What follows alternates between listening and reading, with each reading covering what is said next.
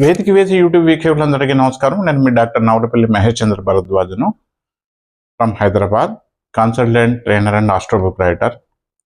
కొంతమంది వాస్తును ఎందుకు నమ్మరు, ఇంకా కొంతమంది జాతకాలు కూడా నమ్మరు, కొంతమంది కేవలం జాతకం మాత్రమే నమ్ముతారు, వాస్తును నమ్మరు.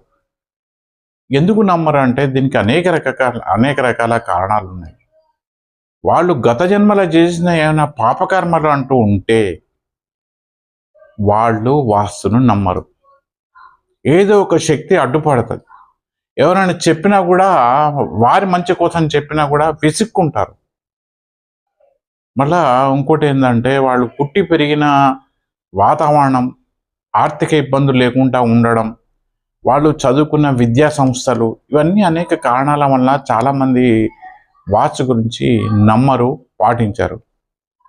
కానీ ఎవరి కోసం వాళ్ళు పాటిస్తేనే మంచిది. ఎందుకంటే వాస్తు అనేది ఈ నక్షత్రాల నుంచి వచ్చే కాంతిని, గ్రహాల నుంచి వచ్చే శబ్దాన్ని కంట్రోల్ చేస్తుంది. ఒక వర్షంలో ఎండల గొడుగులాగా అది కంట్రోల్ చేస్తుంది.